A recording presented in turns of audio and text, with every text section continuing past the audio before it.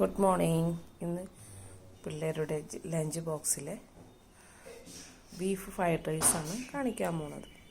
Carrot, cabbage, beans, സവാള, ഉപ്പ് ഇട്ട് നമ്മൾ വാട്ടിയെടുക്കണം. ഞാൻ സാധാരണ സിമ്പിളായിട്ടാണ് ഞാൻ വീട്ടിൽ ചെയ്യണത്, പിള്ളേരുടെ ലഞ്ച് ബോക്സിൽ വെക്കാനായിട്ട്. എന്നിട്ട് കുരുമുളക് ഇട്ട് നമ്മൾ ഒന്ന് വാട്ടി കഴിഞ്ഞിട്ട് എഗ്ഗ് ഇടണം. എഗ്ഗ് ഇട്ടിട്ട് സോസ് ഇടണം.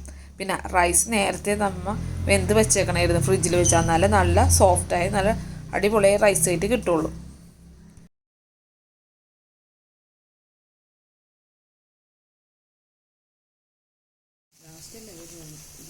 മുളക്, സോയാ സോസ്,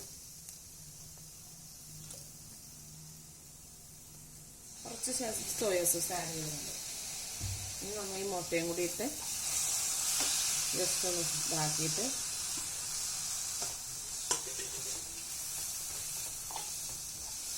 നമ്മൾ റൈസ് ഇടണം.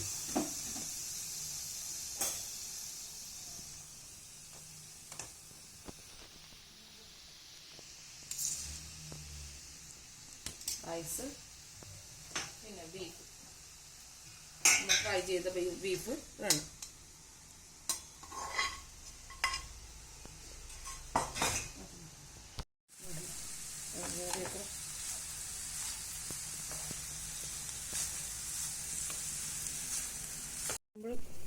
Fried rice, beef fried rice ready.